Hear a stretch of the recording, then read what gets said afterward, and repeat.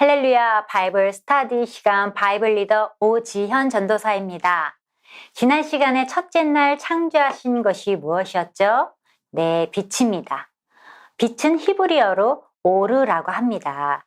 빛은 살제 창조된 태양과는 구별되는 에너지원으로 모든 생물에게 원동력이 되는 빛입니다.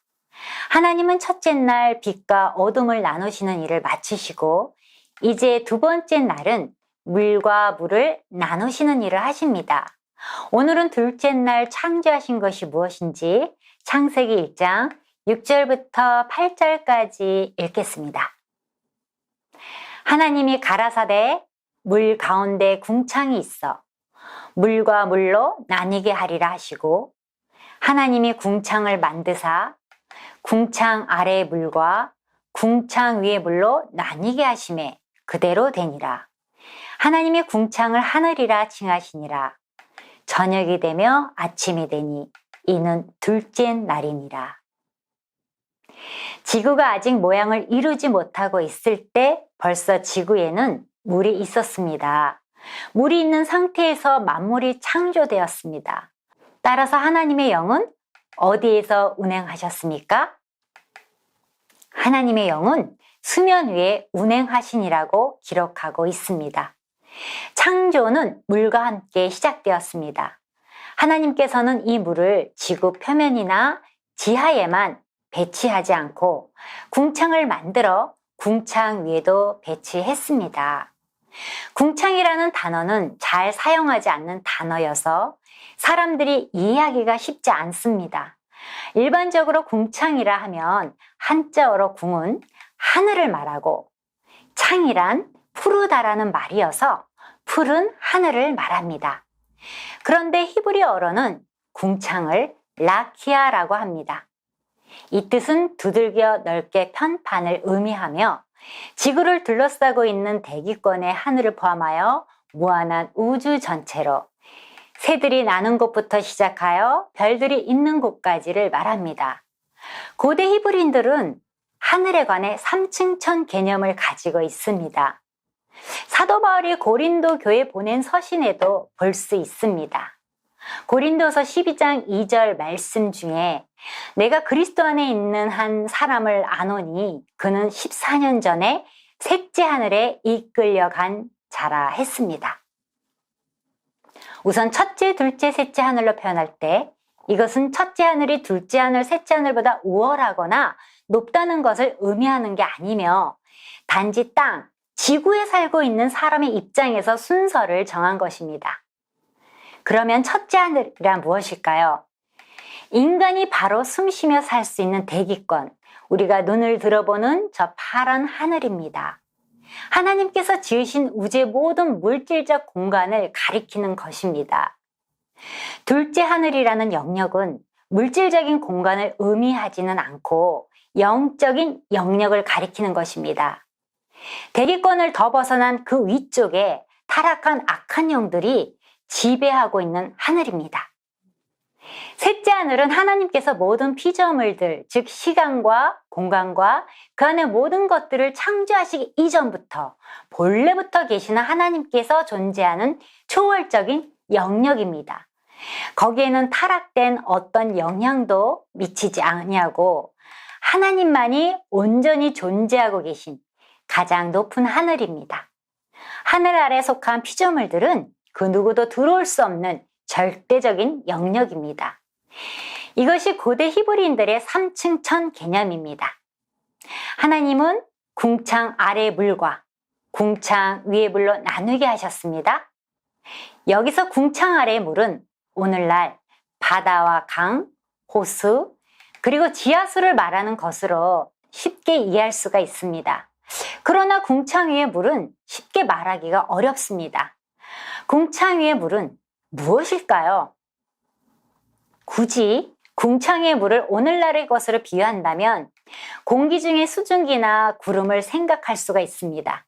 하지만 창세기 궁창 위의 물이 오늘날 대기 중에 포함되어 있는 수증기와 구름과는 전혀 다른 것이라는 증거가 성경에 기록되어 있습니다.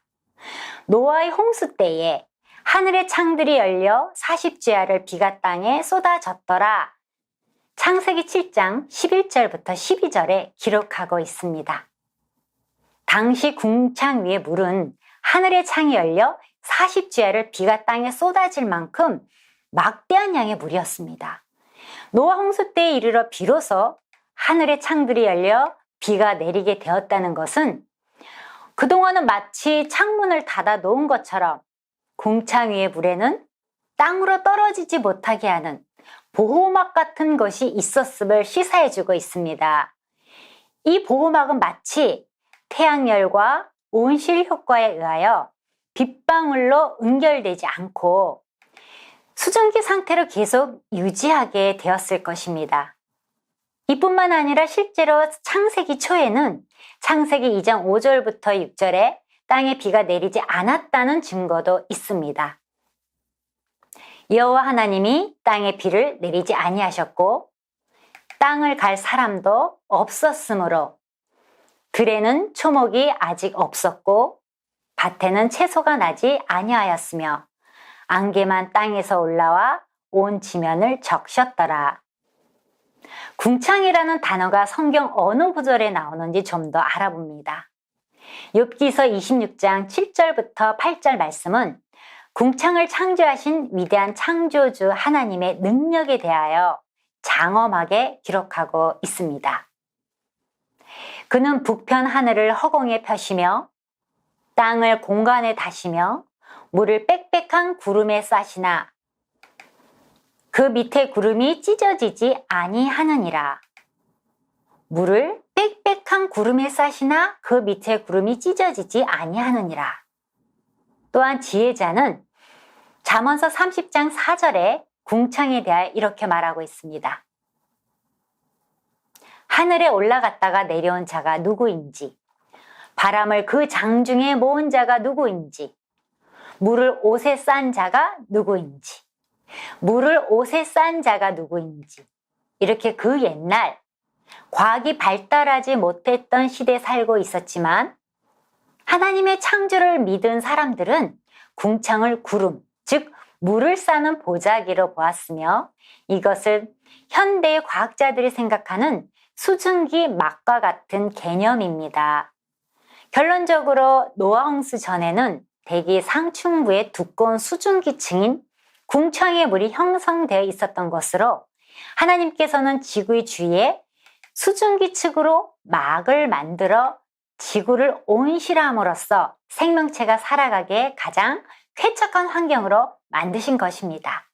따라서 전 지구의 표면은 기온차가 없기 때문에 이때는 한대지방, 온대지방, 열대지방으로 구분도 없고 바람도 없었으며 또한 앞에서 말한 것처럼 비도 없었습니다. 오늘날처럼 선풍기, 에어컨, 보일러, 난방기구가 필요 없다는 것입니다.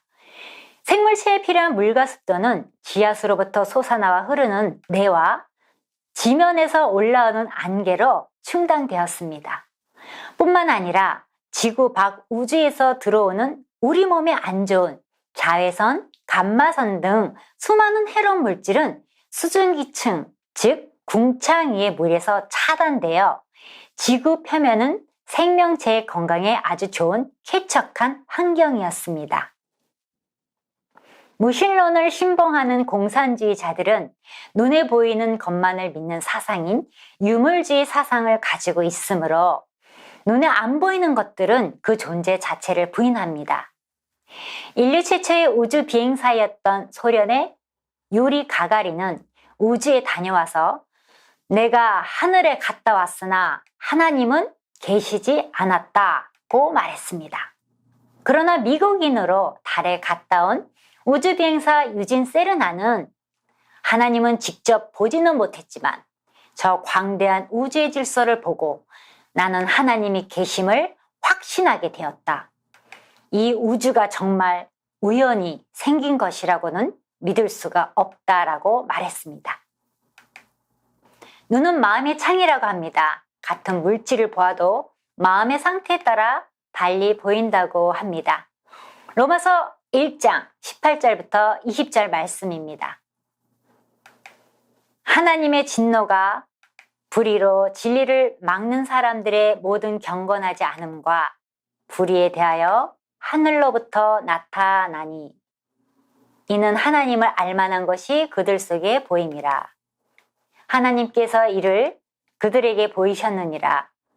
창세로부터 그의 보이지 아니하는 것들 곧 그의 영원하신 능력과 신성이 그가 만드신 만물에 분명히 보여 알려졌나니 그러므로 그들이 핑계하지 못할지니라. 여기 보시면 하나님의 진노가 불의로 진리를 막는 사람들의 모든 경건하지 않음과 불의에 대하여 하늘로부터 나타난다고 하였습니다. 이 사실을 확증하기 위해서 사도 바울은 하나님을 알만한 것이 그들 속에 있다고까지 말합니다. 어떻게 해서 그들 속에 하나님을 알만한 것이 있는가? 20절에서 말씀하고 있는 것처럼 창세로부터 그의 보이지 아니하는 것들, 곧 그의 영원하신 능력과 신성이 그가 만드신 만물에 분명히 보여 알리셨기 때문입니다. 이것은 자연을 통해 하나님이 계시한다고 하는 자연 계시이며 신학적인 용어로 일반 계시라고 합니다. 사도 바울은 아무도 하나님을 모른다고 핑계할 수 없도록 하기 위해서라고 말합니다. 즉 일반 계시는 핑계하지 못할 성격으로 주신 것입니다. 로마서에 있는 말씀처럼 만물 가운데서도 하늘은 그의 영광이 얼마나 큰지 그리고 그의 손으로 하신 일이 무엇인지를 알리는 대표적인 부분이라는 것입니다. 시편 19편은 다윗을 통해서 이 시편을 기록하게 한 목적이 바로 하나님의 영광이 그 주제로 되어 있습니다. 시편 19편 1절부터 4절 말씀입니다. 하늘이 하나님의 영광을 선포하고 궁창이 그의 손으로 하신 일을 나타내는도다.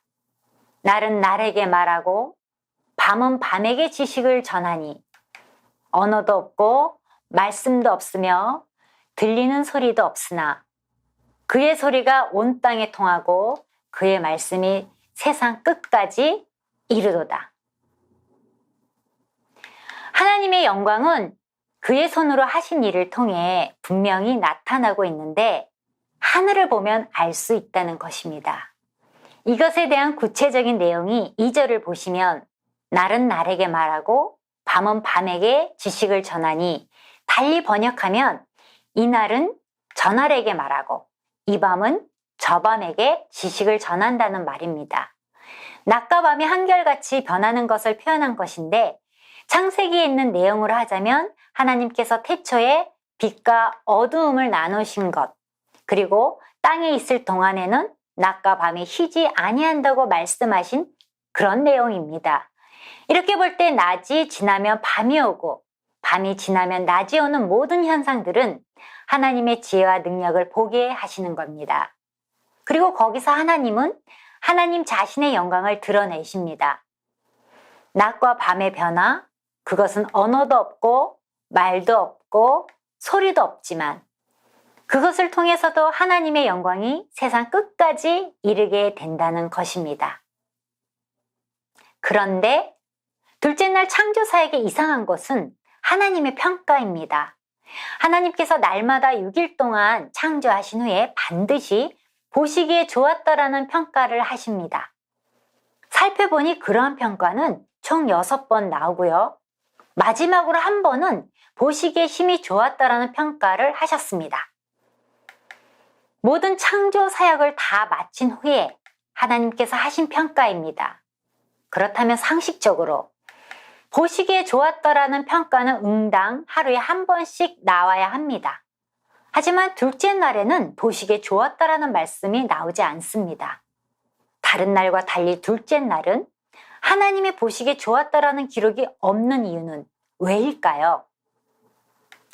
신학자들은 장차 사탄이 이곳에서 공중의 권세를 잡고 하나님을 대적하며 세상을 미혹하며 제 왕노릇 할 것을 알고 계셨기 때문이라고 하네요. 마무리합니다. 창조 둘째 날, 궁창을 창조하셨습니다. 하나님께서는 우리를 위한 최적의 환경을 만들어 놓으셨습니다. 하나님을 믿고 순종하면 최적의 상태를 유지할 수 있었겠지만 하나님의 말씀에 불순종함으로 불행하게 되었습니다. 하나님의 약속은 믿음과 순종을 조건으로 주어진 것입니다. 언제나 하나님을 믿고 순종하심으로 하나님의 은총을 풍족하게 누리며 사시기를 바랍니다. 답답하고 어지러운 세상의 일들이 눈앞에 펼쳐질지라도 하늘을 바라보십시오. 답답할 때, 앞이 안 보일 때, 괴로울 때, 슬플 때, 어둠 가운데 있지 말고 일어나 밖으로 나가서 하늘을 쳐다보아야 합니다. 낮에는 밝은 하늘이, 밤에는 별들이, 구름 낀 날에는 구름 낀 하늘이 언제나 우리 위에 있습니다. 하늘을 볼 수 있다는 것은 얼마나 큰 축복입니까? 종종 구름이 그리는 멋진 구름을 볼 수 있고 무지개 걸린 하늘을 볼 수 있습니다. 하나님이 우리 마음에 가득할 때까지 하늘을 쳐다보십시오. 언젠가 구름 타고 오시는 하나님을 만나게 될 것입니다. 샬롬.